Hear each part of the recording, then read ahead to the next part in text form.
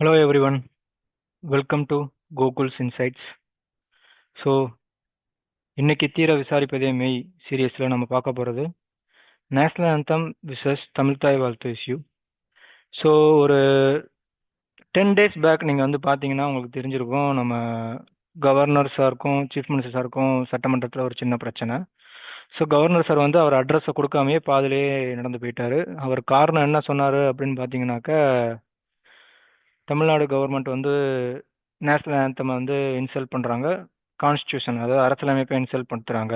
நம்மளோட அடிப்படை கடமை அதாவது ஃபண்டமெண்டல் டியூட்டியில் ஃபர்ஸ்ட் சொல்லப்பட்டதே வந்து பார்த்தீங்கன்னா தேசிய கீதத்துக்கு மரியாதை கொடுக்கணும் அப்படின்றது தான் அப்படின்னு சொல்கிறாரு. ஸோ இப்போ நம்ம இதெல்லாம் தெரிஞ்சுக்கிறதுக்கு முன்னாடி கவர்னர் அட்ரஸ் அப்படின்னா என்னன்றதை நம்ம ஃபர்ஸ்ட் தெரிஞ்சுக்கணும்.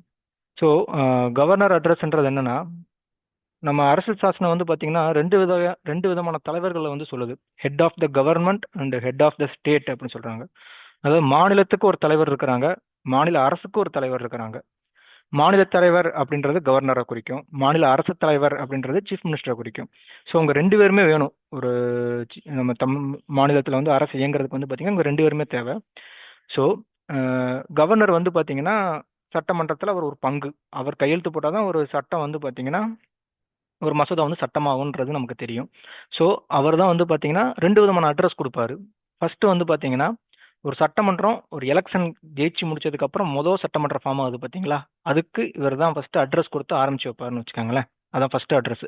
செகண்ட் அட்ரஸ் எப்படின்னா, அந்த மொத்தம் 3 கூட்டத்தொடர் நடக்கும் பார்த்தீங்களா ஒரு வருஷத்துல, அந்த 3 கூட்டத்தொடர் முடிஞ்சு அடுத்த புது வருஷத்துல இன்னொரு சட்டமன்றம் புதுசாக ஆரம்பிக்கும்ல, அடுத்த வருஷத்துக்கான சட்டமன்றம், அதுக்கும் பார்த்தீங்கன்னா அவர் கவர்னர் அட்ரஸ் வந்து கொடுப்பாரு. ஸோ அதுதான் ஃபர்ஸ்ட் வந்து பார்த்தீங்கன்னா ஜெனரல் எலெக்ஷன் முடிஞ்ச உடனே ஒரு அட்ரஸ், அப்புறம் first session of each year, எல்லா வருஷத்துலையும் ஒரு ஃபர்ஸ்ட் செஷன் அப்பயும் வந்து கவர்னர் வந்து ஸ்பீச் கொடுப்பாரு. ஸோ அந்த ஸ்பீச்சில் வந்து அவர் என்ன சொல்லுவார்னா, மாநிலத்தோட அரசாட்சி எப்படி இருந்திருக்கு, என்னென்ன ஸ்கீம்ஸ்லாம் கொண்டு வந்திருக்கிறாங்க அப்படின்னு ஒரு மக்களோட பிரதிநிதியாக அங்கே நின்று அவர் வந்து என்ன செய்வார்னா தேங்க்ஸ் சொல்லுவார். அது வந்து தேங்க்ஸ் மோஷன் சொல்லிட்டு அடுத்த அந்த கவர்னரோட அட்ரஸ் வந்து தேங்க்ஸ் மோஷனை வந்து பாஸ் பண்ணுவாங்க. ஸோ இதுதான் அந்த ப்ராசஸ். ஸோ அப்படி இந்த வருஷம் முதல் கூட்டத்தொடரில் என்ன நடந்துச்சு அப்படின்னு பார்த்தீங்கன்னா, ராஜ்பவன் அதாவது நம்ம கவர்னர் ஐயா என்ன சொல்லிட்டாருன்னா, தமிழ்நாடு கவர்மெண்ட் வந்து பார்த்தீங்கன்னா நேஷனல் ஆந்தமும் அரசியலமைப்பையும் வந்து இன்சல்ட் படுத்திட்டாங்க அப்படின்னு சொல்லிட்டு எந்திரிச்சு போயிட்டாரு. அவர் சொன்ன முக்கியமான காரணம் என்ன அப்படின்னு பார்த்தீங்கன்னா, தேசிய கீதம் வந்து பார்த்தீங்கன்னா ஸ்டார்டிங்ல பாடவே இல்லை, அதனால வந்து இது ஒரு பெரிய அவமதிப்பு அப்படின்னு அவர் சொல்ல வர்றாரு. நம்ம கவர்மெண்ட் இருக்காங்க இல்லையா, நம்ம சிஎம் சார், அவங்க என்ன சொல்றாங்க அப்படின்னு பார்த்தீங்கன்னாக்க, ஃபர்ஸ்ட் தமிழ் தாய் வாழ்த்து வந்து நாங்கள் பாடி ஆரம்பிப்போம், அந்த அட்ரஸ் முடிஞ்சதுக்கு அப்புறம் நேஷனல் ஆந்தம் திரும்பி நாம போடுவோம். ஸோ தமிழ் தாய் வாழ்த்தும் இருக்கும், நேஷனல் ஆந்தமும் இருக்கும் அப்படின்னு சொல்றாங்க. கவர்னர் ஐயா என்ன சொல்ல வர்றாருன்னா, நேஷனல் ஆந்தமும் ஃபர்ஸ்ட் இருக்கணும், நேஷனல் ஆந்தம் லாஸ்ட்லயும் இருக்கணும், நடுவில் எங்க வேணா தமிழ் தாய் வாழ்த்து பாடுங்க அப்படின்னு சொல்றாங்க. ஸோ அங்க ரெண்டு பேரோட டிஃபரன்ஸ் ஆஃப் ஒப்பீனியனால வந்து பாத்தீங்கன்னா அந்த அட்ரஸும் முழுசா வந்து நிறைவடையல. ஸோ இந்த ஃபர்ஸ்ட் இந்த கன்வென்ஷன் யார் கொண்டு வந்தாங்க, நம்ம நாட்டில் வந்து ஃபர்ஸ்ட் வந்து நம்ம தமிழ் தாய் வாழ்த்து பாடணும், லாஸ்ட்ல வந்து பாத்தீங்கன்னா நேஷனல் ஆந்தம் பாடணும் அப்படின்ற இது யார் கொண்டு வந்தாங்க பாத்தீங்கன்னா நம்ம late chief minister Jayalalithaa madam வந்து கொண்டு வந்தாங்க.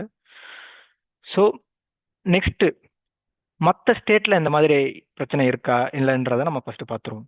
ஸோ நம்ம தமிழ்நாடு தவிர்த்து மற்ற ஸ்டேட்ல வந்து பாத்தீங்கன்னா நேஷனல் ஆந்தம் பாடி தான் வந்து பாத்தீங்கன்னா கவர்னரோட அட்ரஸ் ஆரம்பிக்குது. உதாரணத்தை எடுத்துக்கோங்களேன், நாகாலாந்தில் வந்து 2021 வரைக்குமே வந்து பார்த்தீங்கன்னா நேஷனல் ஆந்தம் பாடவே கிடையாது. நம்ம பிரசன்ட் கவர்னர் அங்கே இருக்கிறப்ப தான் வந்து பார்த்தீங்கன்னா அந்த நேஷனல் ஆந்தம் கண்டிப்பாக பாடணுன்ற ஒரு ரூலே கொண்டு வந்தார். கொண்டு வந்ததுக்கப்புறம் அங்கே நாகாலாந்தில் பாட ஆரம்பிச்சிட்டாங்க. ஸோ நம்ம நம்ம நம்ம மாநிலத்தில் என்னன்றதை பார்த்துட்டோம், மற்ற மாநிலங்களில் என்னன்றதை பார்த்துட்டோம். ஸோ நம்ம பார்லிமெண்ட்டில் என்ன நடந்துட்டு இருக்கு அப்படின்றதையும் நம்ம பார்த்துருவோம். ஸோ பார்லிமெண்ட்டை பொறுத்த வரைக்கும் பார்த்தீங்கன்னா பிரசிடென்ட் ஃபர்ஸ்ட் உள்ள சீட்டில் உட்கார்ந்ததுக்கு அப்புறம் தேசிய கீதம் வந்து பாட ஆரம்பிக்கும். அதே மாதிரி பிரசிடென்ட் வந்து அட்ரஸ் கொடுத்து முடிச்சதுக்கு அப்புறம் எந்திரிச்சு போறப்பையும் பார்த்தீங்கன்னா நேஷனல் ஆந்தம் வந்து பாட ஆரம்பிக்கும். ஸோ ஸ்டார்ட் ஆஃப் த அட்ரஸ்லையும் பார்த்தீங்கன்னா நேஷனல் ஆந்தம் வந்து பாட ஆரம்பிக்குது, எண்ட் ஆஃப் த அட்ரஸ்லையும் வந்து பார்த்தீங்கன்னா நேஷனல் ஆந்தம் வந்து பாட ஆரம்பிக்குது. ஸோ இது வந்து பார்த்தீங்கன்னா நம்ம பார்லிமெண்ட்டோட வழக்கம். ஸோ நம்ம அரசியலமைப்பு என்ன சொல்லுது அப்படின்னு பார்த்தீங்கன்னா, அடிப்படை உரிமை அப்படின்னு சொல்லிட்டு ஃபண்டமெண்டல் டியூட்டிஸ்ன்னு சொல்லுவாங்க. அதோட முதல் அடிப்படை கடமை, உரிமை கிடையாது, அடிப்படை கடமை, ஃபண்டமெண்டல் டியூட்டிஸ் இல்லையா. ஸோ அதில் ஃபர்ஸ்ட் கடமை என்ன சொல்லப்பட்டிருக்குன்னு பார்த்தீங்கன்னா, it shall be the duty of every citizen of India to abide by the constitution and respect its ideals and institutions, the national flag and the national anthem. அதாவது அரசியல் அமைப்புக்கும் அதன் சார்ந்த ஐடியாலஜிக்கும் நேஷனல் ஃபிளாகுக்கும் நேஷனல் ஆந்தம் தேசிய கீதத்துக்கும் மரியாதை கொடுக்கப்பட வேண்டும் அப்படின்றது தான் நம்ம முதல் அடிப்படை கடமை அப்படின்னு வந்து பார்த்தீங்கன்னா நம்ம அரசியலமைப்பு சொல்லுது. ஸோ இது வேற ஏதாவது ரூல்ஸ் இருக்கா, நம்ம தேசிய கீதம் எங்கெங்க போடணும் எங்கெங்க போடக்கூடாது அப்படின்றதுக்கு ஏதாவது ரூல்ஸ் இருக்கான்னு கேட்டிங்கன்னா, நம்ம ஹோம் மினிஸ்ட்ரி வந்து பார்த்தீங்கன்னா ஒரு லிஸ்ட் ஆஃப் ஈவெண்ட்ஸ் கொடுத்துருக்காங்க. அந்தந்த ஈவெண்ட்ல வந்து பார்த்தீங்கன்னா கண்டிப்பாக நேஷனல் ஆந்தம் ஒழிக்கணும் அப்படின்னு சொல்லியிருக்காங்க. அது என்னென்ன ஈவெண்ட்ன்றது நம்ம பார்த்துருவோம். நேஷனல் சல்யூட் எங்கெங்கெல்லாம் அடிக்கப்படுதோ அங்கெல்லாம் வந்து பார்த்தீங்கன்னா தேசிய கீதம் பாடப்பட வேண்டும். எங்கெங்கெல்லாம் பரேட்ஸ் நடக்குதோ அங்கெல்லாம் தேசிய கீதம் பாடப்பட வேண்டும். எங்கெங்கெல்லாம் பிரசிடென்ட் கவர்னர் ஃபார்மலாக வராங்க ஃபங்க்ஷனுக்கு வராங்கன்னா அங்கே தேசிய கீதம் பாடப்பட வேண்டும். பிரசிடென்ட் அட்ரஸ் பார்லிமெண்ட்ல கொடுத்து முடிச்சதுக்கு அப்புறம் பார்த்தீங்கன்னா தேசிய கீதம் பாடப்பட வேண்டும். ஆல் இந்தியா ரேடியோலும் சரி தேசிய கீதம் பாடப்பட வேண்டும். ஒரு கவர்னரோ லெப்டினன்ட் அட்ரஸோ ஸ்டேட் கவர்மெண்டோட ஃபார்மலான ஃபங்க்ஷனுக்கு வராங்க அப்படின்னா அதுக்கு தேசிய கீதம் பாடப்பட வேண்டும். எங்கெங்கெல்லாம் தேசிய கொடிய பரேட்ல கொண்டு போறாங்களோ அங்கே தேசிய கீதம் பாடப்பட வேண்டும். அப்புறம் நேவி, ஆர்மி, ஏர்வேஸ், நம்ம ஆர்மிஸ் இருக்காங்க பார்த்தீங்கன்னா மிலிட்ரி, அங்கே எங்கெங்க என்னென்ன ஃபங்க்ஷன்ஸ் நடக்குதோ அங்கே வந்து தேசிய கொடி பறக்க விட போதும் அப்படின்னா பார்த்தீங்கன்னா கண்டிப்பாக வந்து தேசிய கீதம் பாடப்பட வேண்டும் அப்படின்னு ரூல்ஸ் சொல்லியிருக்கிறாங்க. ஸோ இப்போ வந்து நெக்ஸ்ட் ஒரு கொஸ்டினுக்கு வருவோம். அதாவது இப்போ சப்போஸ் தேசிய கீதம் பாடப்படவில்லைன்னு வச்சுக்கோங்களேன், அதுக்கு ஏதாவது தண்டனை இருக்கா அப்படின்னு கேட்டிங்கன்னா, ஸோ அது வந்து ஒரு கேஸ் நடந்துச்சு. எப்போ அப்படின்னு பார்த்தீங்கன்னா நம்ம மதுரை எய்ம்ஸ் அடிக்கல் நாட்டு விழாவில் பார்த்தீங்கன்னா தமிழ்த்தாய் வாழ்த்தும் பாடல, நேஷனல் ஆந்தமும் பாடவே இல்லை. ஸோ அப்போ வந்து வேம்பு அப்படின்ற ஒரு பெண்மணி வந்து பார்த்தீங்கன்னா மெட்ராஸ் ஹைகோர்ட்ல வந்து ஒரு கேஸ் போடுறாங்க. என்ன அப்படின்னு பார்த்தீங்கன்னா, இந்த மாதிரி chief secretary ministry of information and broadcasting அப்படின்ற மினிஸ்ட்ரி கிட்ட இருக்க சீஃப் செக்ரட்டரி இருப்பாங்க பார்த்தீங்களா, அவங்களுக்கு மேலே வந்து பார்த்தீங்கன்னா ஆக்ஷன் எடுக்கணும் அப்படின்னு சொல்றாங்க. என்ன ஆக்ஷன் அப்படின்னு பார்த்தீங்கன்னா, தமிழ்த்தாய் வாழ்த்துக்கும் அவமரியாதை கொடுத்துட்டாங்க, தேசிய கீதத்துக்கும் அவமரியாதை கொடுத்துட்டாங்க. ரெண்டு ரெண்டு ரெண்டு சாங்குமே வந்து பார்த்தீங்கன்னா ஒரு அரசு விழாவில் பாடப்படவில்லை, அதனால வந்து அவங்க மேலே ஆக்ஷன் எடுக்கணும் அப்படின்னு சொல்லிட்டு வந்து கேஸ் போடுறாங்க. அப்போ கோர்ட் என்ன சொல்லுது அப்படின்னு பார்த்தீங்கன்னா, ஒரு தேசிய கீதத்தை அவமதிச்சா வந்து நம்ம ஆக்ஷன் எடுக்கலாம், போடப்படலைன்றத வந்து அவமதிப்பு ஆகாது அப்படின்னு சொல்லிட்டு வந்து பார்த்தீங்கன்னா அந்த பெட்டிஷனை வந்து பார்த்தீங்கன்னா டிஸ்மிஸ் பண்ணுறாங்க. ஸோ இதுதான் ஓவரால் வியூ. நம்மளோட சட்ட திட்டங்கள் என்னென்ன, அரசியலமைப்பு என்ன சொல்லுது, சட்டம் என்ன சொல்லுது, நம்மளோட வழக்கம் என்ன சொல்லுதுன்றதை நம்ம ஓவராலாக பார்த்துட்டோம். மற்ற மாநிலத்தோட வழக்கங்கள் என்னன்றதும் பார்த்துட்டோம், நம்ம பார்லிமெண்ட்டோட வழக்கம் என்னன்றதையும் பார்த்துட்டோம். ஸோ இப்போ நீங்கள் சொல்லுங்க, ஒரு ஸ்டேட் கவர்மெண்ட்டோட வழக்கம் பெருசா இல்லை மத்திய கவர்மெண்ட்டோட சட்டம் பெருசா அப்படின்றத வந்து நீங்கள் உங்கள் கமெண்ட்ல வந்து தெரிவிங்க.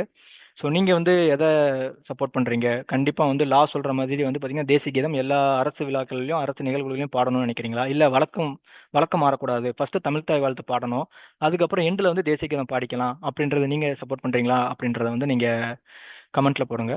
ஸோ நம்ம யூபிஎஸ்சி மற்றும் டிஎன்பிஎஸ்சி மாணவர்கள் முக்கியமாக தெரிஞ்சுக்க வேண்டியது என்ன அப்படின்னு பார்த்தீங்கன்னா, ஃபண்டமெண்டல் டியூட்டிஸ் அடிப்படை கடமை, தேசிய கீதம் பாடப்பட வேண்டும், தேசிய கீதம் மரியாதை கொடுக்க வேண்டும்ன்ற ஃபண்டமெண்டல் டியூட்டிஸ் எத்தனாவது அப்படின்றத நம்ம தெரிஞ்சுக்கணும். அடுத்து கவர்னர் வந்து எப்பப்பெல்லாம் அட்ரஸ் கொடுக்குறாரு அப்படின்றத தெரிஞ்சுக்கணும். அப்புறம் கூட்டத்தொடர் அப்படின்னா என்ன, கூட்டத்தொடருக்கு இடைப்பட்ட காலம்னா என்னன்றது பார்த்துக்கணும். செஷன் விசஸ் ரெசஸ் சொல்லுவாங்க. ரெசஸோட மேக்ஸிமம் பீரியட் என்ன, செஷனோட மேக்ஸிமம் பீரியட் என்னன்றதையும் வந்து நீங்க தேடி பார்த்துக்கோங்க. அப்புறம் உங்களுக்கான காமனான கொஸ்டின்ஸ் என்ன அப்படின்னு பார்த்தீங்கன்னா, ஒரு சட்டம் வந்து நம்ம நாட்டில் இருக்கு, அந்த சட்டம் என்ன பண்ணுதுன்னு பார்த்தீங்கன்னா, நம்ம தேசிய சிம்பிள்ஸ் அதாவது தேசிய கீதங்களையோ தேசிய கொடியையோ வந்து அவமதிச்சா ஒரு சட்டம் வந்து நமக்கு தண்டனைகள் கொடுக்குது. அது என்ன சட்டம் அப்படின்றத நீங்க கமெண்ட்ல தெரிவிங்க. அப்புறம் யார் வந்து மாநிலத்தோட தலைவர், யார் ஒரு மாநிலத்தோட அரசோட தலைவர் அப்படின்றதையும் வந்து பார்த்தீங்கன்னா நான் ஃபர்ஸ்டே வீடியோவில் சொல்லியிருப்பேன். ஸோ உங்கள் புரிதல் எப்படி இருக்கு அப்படின்றதையும் நான் தெரிஞ்சுக்க விரும்புகிறேன். ஸோ அதையும் நீங்கள் யோசிச்சு கமெண்ட்ல போடுங்க. அப்புறம் ஃபர்ஸ்ட் நம்ம அரசியலமைப்பில் வந்து பார்த்தீங்கன்னா அடிப்படை கடமைன்ற ஒன்று இல்லவே இல்லை. அது ஒரு சட்ட திருத்தத்தின் மூலமாக தான் கொண்டு வரப்பட்டது. அது எத்தனாவது அரசியலமைப்பு திருத்தம் அப்படின்றதையும் வந்து பார்த்தீங்கன்னா உங்கள் வீட்டில் டிஎன்பிஎஸ்சி யூபிஎஸ்சி மாணவர்கள் படிச்சுட்டு இருப்பாங்க இல்லையா, அவங்க கிட்ட கண்டிப்பாக கேளுங்க. ஏன்னா இதெல்லாம் வந்து பார்த்தீங்கன்னா டிஎன்பிஎஸ்சி குரூப் 1 அப்புறம் யூபிஎஸ்சி ஐஏஎஸ் ஐபிஎஸ் எக்ஸாம்ஸ்லாம் வந்து பார்த்தீங்கன்னா ப்ரிலிம்ஸ் எக்ஸாம்ஸில் வந்து கண்டிப்பாக வந்து கேட்கக்கூடிய கேள்விகள். அப்புறம் நீங்கள் யாருக்கு சப்போர்ட் பண்ணுறீங்க அப்படின்றதும், அதாவது கன்வென்ஷனா லாவா கவர்னரா சீஃப் மினிஸ்டர்ன்றதையும் வந்து ஒரு ஒப்பீனியன் நீங்கள் ஃபார்ம் பண்ணி வச்சுக்கோங்க. ஏன்னா அதெல்லாம் குரூப் 1 இன்டர்வியூ, யூபிஎஸ்சி இன்டர்வியூ அப்படி அதெல்லாம் வந்து பார்த்தீங்கன்னா கண்டிப்பாக கேட்பாங்க. என்னை பொறுத்த வரைக்கும் நான் யூபிஎஸ்சி இன்டர்வியூ 2 தடவை அட்டன் பண்ணியிருக்கிறேன். ஐஏஎஸ் ஐபிஎஸ் எக்ஸாமுக்கு டெல்லியில் இன்டர்வியூ அட்டன் பண்ணியிருக்கேன். ஸோ இந்த மாதிரி கொஸ்டின்ஸ் எங்ககிட்ட காமனாக கேட்கக்கூடிய கொஸ்டின்ஸ். ஸோ அதுக்கு வந்து நம்ம ஒரு ஆன்சர் சொல்லிட்டு அது நான் ஏன் அந்த ஸ்டாண்ட்ஸ் எடுத்தேன்றதையும் வந்து நம்ம வெளிப்படையாக சொல்லணும். ஸோ இது படிக்கிற மாணவர்கள் வந்து பார்த்தீங்கன்னா கண்டிப்பாக வந்து நீங்கள் ஏதாவது ஒரு ஸ்டாண்ட்ஸ் எடுத்து தான் ஆகணும். நீங்கள் யாருக்கு சப்போர்ட்டுன்றதை வந்து பார்த்தீங்கன்னா நீங்கள் கமெண்ட்ஸில் தெரிவிங்க. So thank you. இதே மாதிரி டெய்லியும் ஒரு இஷ்யூ எடுத்து நம்ம டீட்டெயிலாக வந்து பார்க்கலாம். ஸோ இந்த வீடியோ பிடிச்சிருந்தா நீங்கள் சப்ஸ்கிரைப் பண்ணிவிட்டு நெக்ஸ்ட் வீடியோக்காக வெயிட் பண்ணிட்டு இருங்க. பாய்.